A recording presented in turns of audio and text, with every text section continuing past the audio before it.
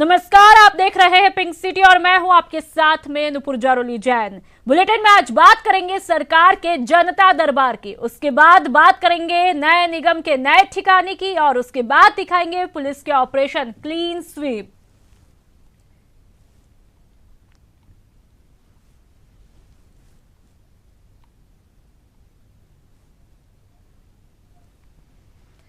और चलिए आपको सीधा राजधानी यानी कि जयपुर ले चलते हैं, जहां पर लाइफ लाइन कार्यक्रम चल रहा है अधिकार में। और रघु शर्मा क्या कुछ कह रहे हैं सुनते हैं। महाराष्ट्र की सरकार ने 1 साल के लिए बैन किया है, मैंने स्टडी किया है। बिहार की सरकार ने 1 साल के लिए बैन किया है। अगर ऐसे एलिमेंट्स उस गुटखे के अंदर आप दे रहे हैं लोगों को, जिसमें केमिकल्स है, जिसके अंदर निकोटीन है, जिसमें ऑयल है इस तरह का, जिससे आम आदमी को क्रोनिकल डिजीज होगी ही होगी, हार्ट की, किडनी की, कैंसर की जो बीमारियां बढ़ रही है राजस्थान के अंदर, एक तो हम उसको रोकने की तरफ काम कर रहे हैं। दूसरा काम, ये फेस्टिव सीजन चल रहा है अभी, आप हर रोज समाचार पत्रों में पढ़ रहे होंगे कि जिस तरह से मिलावटी खाद्य पदार्थ आम आदमी की सेहत से लोग खिलवाड़ कर रहे हैं, हमने इसमें सख्ती बरती है बिल्कुल। और अभी लेटेस्ट मैंने 2 दिन पहले भी मीटिंग की है कि कोई मिलावटखोर बच नहीं पाए, इसके लिए हमने सैंपल कलेक्शन के तौर तरीके में कोडिंग डिकोडिंग करने का सिस्टम भी लागू करने का काम शुरू कर रहे हैं। हमारी लेबोरेटरीज, जो 11 लेबोरेटरीज हमारी हैं, अभी 11-11 करोड़ से 3 लेबोरेटरीज को तो हमने स्ट्रेंथन किया है, सारी लेबोरेटरीज को भी हम स्ट्रेंथन करेंगे।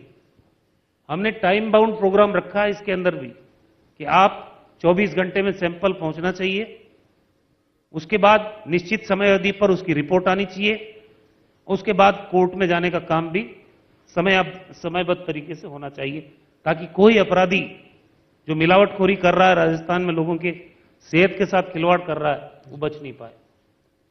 बहुत बहुत आभार आपका। डॉक्टर सुभाष गर्ग साहब, जो मंत्री जी कह रहे थे रघु शर्मा जी, कि मिलावट के खिलाफ एक बड़ा अभियान शुरू किया गया, लेकिन इंफ्रास्ट्रक्चर की बात आती है, जिलों में अभी भी लैब नहीं है उस तरह की, जो जांच के लिए सैंपल्स पहुंचते हैं उसमें देरी होती है और उसका फायदा अंततः उन्हीं लोगों को मिलता है जो ये अपराध करते हैं। आपका कहना सही है कि जहां तक मिलावट के विरुद्ध जो अभियान राजस्थान सरकार ने चलाया, अगर आप पूरी हिस्ट्री देख रहे हैं, मैं समझता हूं इस राजस्थान के इतिहास में पहली बार इस युद्ध स्तर पर यह कार्यक्रम लिया गया कि मिलावटखोरियों के खिलाफ कार्रवाई की जाए। इंफ्रास्ट्रक्चर की जहां तक बात है कि लैब्स की कमी है, लेकिन 11 लैब्स को बहुत अच्छी तरह मजबूत किया गया है। जैसा मंत्री जी ने बताया कि 24 घंटे के अंदर अंदर सैंपल्स लेकर के लैब्स तक पहुंचाए जाने की व्यवस्था की है। और आने वाले समय में आप देखेंगे, अगर आप मीडिया के माध्यम से आप खुद देख रहे हैं कि जितने अभियान चला करके जितने मतलब खिलाफ केस बने हैं इन दिनों, किसी भी जिले में चले जाइए, पूरी टीम हमारी हेल्थ डिपार्टमेंट की काम कर रही है और एक लोगों में मिलावटखोरियों के मन में भय व्याप्त हुआ है। और मैं समझता हूं इसके परिणाम आने वाले समय में आपको दिखाई देंगे। और जब राइट टू हेल्थ एक्ट और आ जाएगा, जिसमें बहुत सारी स्टडी चल रही हैं, जैसा कि एसीएस ने भी बताया कि ऑलरेडी वर्कशॉप्स भी आर ऑल्सो गोइंग ऑन, उनमें भी इन चीजों को लेकर के आएंगे। तो मैं समझता हूं आने वाले कुछ समय में जिस तरह से हेल्थ फैसिलिटीज के विस्तार में एक राजस्थान हमारी सरकार ने उल्लेखनीय प्रगति की है, आने वाले समय में आप देखेंगे जिसमें हमारे मुख्यमंत्री जी बहुत चिंतनशील हैं, इस मामले में चिंता व्यक्त करते हैं कि मिलावटखोरियों को किसी भी स्थिति में बख्शा नहीं जाए। तो मैं समझता हूं इंफ्रास्ट्रक्चर आने वाले समय में भर्तियों के लिए भी जो है उसकी व्यवस्था की जा रही है कि जल्दी ही वो लोग भर्ती भी हो जाएं। इधर हम जो है आप देखेंगे भर्ती के संबंध में इस मेडिकल फैसिलिटीज के लिए बात करना चाह रहा हूं। 14,000-15,000 के करीब जो हमारा मेडिकल पर्सनल है, मैं सोचता हूं by end of December maximum जो है हम भर्ती कर देंगे। तो और जहां तक मैं समझता हूं, आप देखिए पैसे को भी देखें, जैसा अभी एसीएस ने बताया 2600 करोड़ रुपए गवर्नमेंट इज स्पेंडिंग, किसके लिए? प्राइवेट सेक्टर के लिए रियम्बर्स कर रही है। भामाशाह योजना के तहत किया और अब आयुष्मान से जोड़ दिया। तो मैं तो आपके माध्यम से भारत सरकार से अपील करना चाहता हूं कि आयुष्मान योजना को जो केवल बीपीएल फैमिलीज के लिए लागू किया है,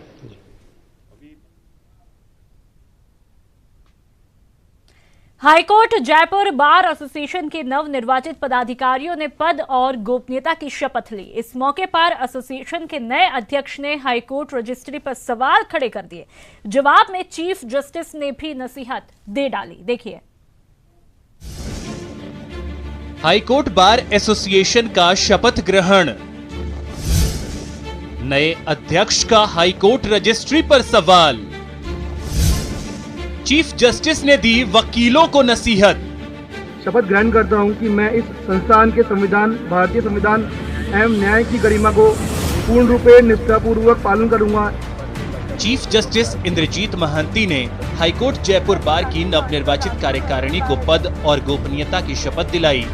शपथ समारोह में जयपुर पीठ के तमाम न्यायाधीश, रजिस्ट्री के अधिकारी और अधिवक्ता मौजूद रहे। अध्यक्ष पद की शपथ लेने के बाद अपने संबोधन में महेंद्र शांडिल्य ने हाईकोर्ट की कई कमियों को गिनाया, साथ ही वकीलों की बात पूरी मजबूती के साथ रखने का भी दम भरा। और एक बुरी सिचुएशन, बुरा एग्जाम्पल 2 दिन पुराना मैं चीफ जस्टिस के सामने रखना चाहूंगा कि आपकी रजिस्ट्री की पोजीशन ये है। Registry means judicial officers who are posted here with the mindset what they are feeling. If a judicial officer is saying to me, to a bar president in the manner कि कोई समस्या होगी अपन तीनों निपटा लेंगे। Sir, this situation is very poor. I am telling you. Chief justice Indrajit Mahanty ने भी bar association अध्यक्ष की बातों का माकूल जवाब दिया। उन्होंने कहा कि बोल्ड होने का मतलब है केस की अच्छी स्टडी और फैक्ट्स का नॉलेज, न कि ऊंची और तेज आवाज में बात करना। We all as judges present ourselves before the litigant public and the bar, and we have to stand up to that examination. It is not a favor that you owe us to be bold. It is a necessity of saving their constitution and democracy. That the boldness of the bar has to come from the study of the law and study of the facts. The boldness is not the voice in which you command or the pitch at which you submit.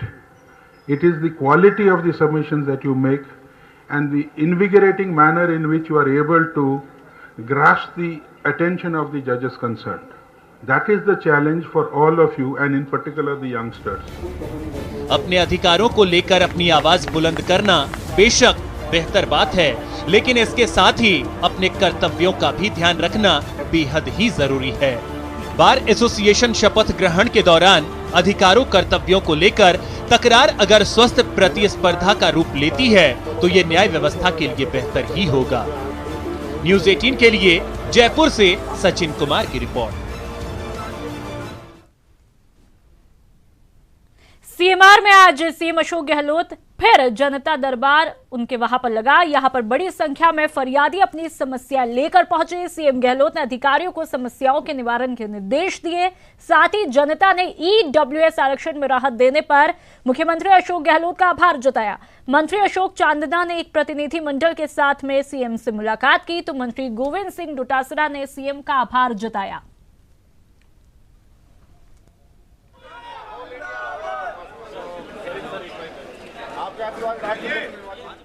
भाइयों के आरक्षण में जो रोड़े आ रहे थे, उनकी मांग भी थी, उस सबको ख़त्म करके माननीय मुख्यमंत्री जी ने जो रास्ता साफ किया है, उसके लिए यूथ कांग्रेस के जितने भी हमारे स्वर्ण भाई हैं, वो सब लोग, हम सब लोग मिलकर माननीय मुख्यमंत्री जी का आभार देना चाहते हैं कि उन्होंने ये ऐतिहासिक कदम सबसे पहले उठाया। इससे बड़ा कोई निर्णय हो नहीं सकता। बहुत दिनों से लोगों की मांग थी, उनको उनका जायज़ हक मिला है और जिस प्रकार से मुख्यमंत्री जी ने जो फार्मूला दिया है, सारे लोग खुशी मना रहे हैं और उनके लिए दीपावली का जो अवसर है, ये तोहफा हमारी सरकार ने दिया है, वो उस तोहफे को दीपावली के त्योहार की तरह मना रहे हैं।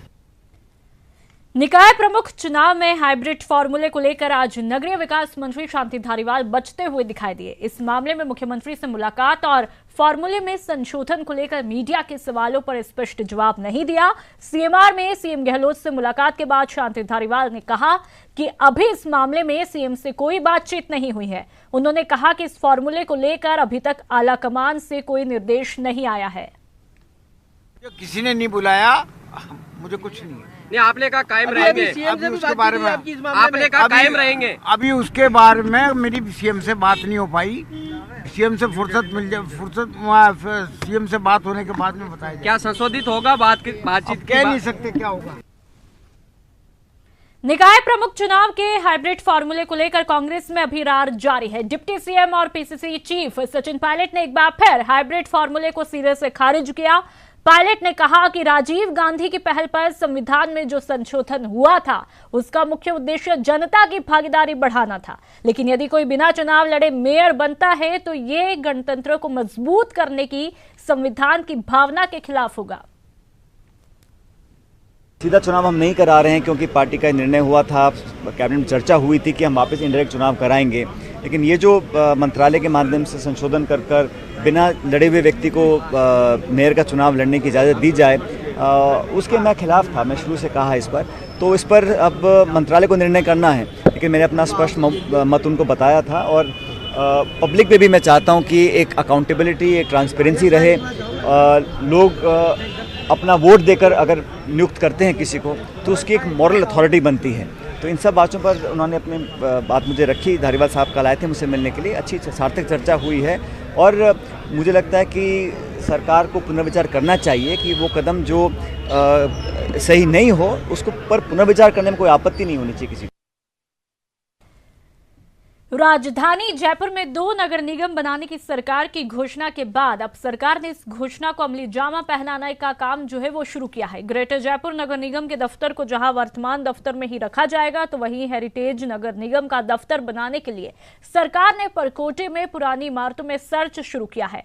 पुराने शहर के परकोटे इलाके में स्थित पुराने विधानसभा या फिर पुराने पुलिस मुख्यालय में नए नगर निगम का दफ्तर बनाया जा सकता है।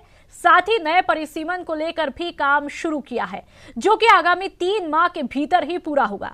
तो वही मंत्री शांति धारीवाल की माने तो हाल फिलहाल पुराने नगर निगम में ही दोनों दफ्तर चलाए जाएंगे, वही इमारत की व्यवस्था होने पर अलग अलग दफ्तर जो है वो बनाए जाएंगे।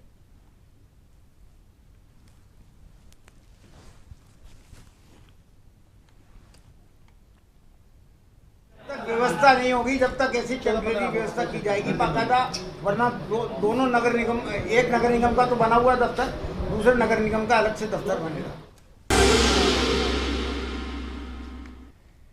ब्रेक के बाद आपका स्वागत है। जयपुर में वन विभाग की टीम ने बड़ी कार्रवाई करते हुए 2 वन्यजीव तस्करों को गिरफ्तार किया है। टीम ने इन तस्करों के पास से नेवले के बालों से बनी 100 से ज्यादा ब्रश बरामद की है। वन विभाग की स्पेशल टीम ने बोगस ग्राहक बनकर इन तस्करों को गिरफ्तार किया है। फिलहाल वन अधिकारी आरोपियों से पूछताछ कर रहे हैं।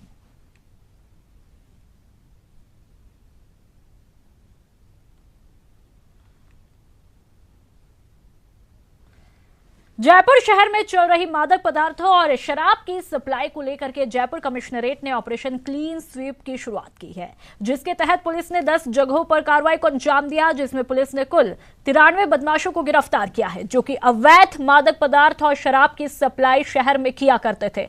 पूरे ऑपरेशन में जयपुर पुलिस ने 38 एनडीपीएस और 54 एक्साइज एक्ट के मामले दर्ज किए हैं। फिलहाल पुलिस इन सभी बदमाशों से पूछताछ में जुटी है। पुलिस मुख्यालय के भी निर्देश थे, गवर्नमेंट के भी निर्देश थे ड्रग्स के खिलाफ एक बड़ा अभियान चलाने के लिए।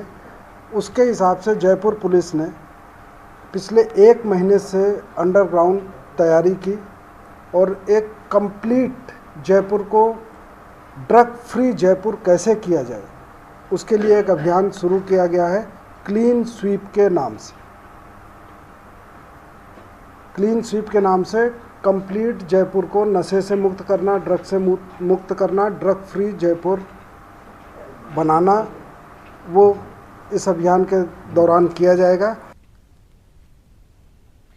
आरसीए की नई कार्यकारिणी इन दिनों घरेलू टूर्नामेंट के आयोजन में जुटी है। राज्य स्तरीय जूनियर अंडर 19 चैंपियनशिप के बाद आरसीए आगामी दिनों में अंडर 14 और वुमेन्स टूर्नामेंट की प्लानिंग भी कर रहा है, लेकिन इन टूर्नामेंट से पहले अंडर 19 चैंपियनशिप के मुकाबले में गड़बड़ियां सामने आई है। टूर्नामेंट के दौरान ऑब्जर्स, ट्रेनर्स और फिजियो नहीं होने पर खिलाड़ियों को चोटिल होने पर तत्काल सुविधा नहीं मिल पा रही है। इन तमाम अव्यवस्थाओं के सामने आने पर आरसीए सचिव महेंद्र शर्मा ने साफ कर दिया कि फिजियो की कमी के चलते टूर्नामेंट के सभी मैचों में फिजियो की सुविधा उपलब्ध नहीं कराई जा सकी है।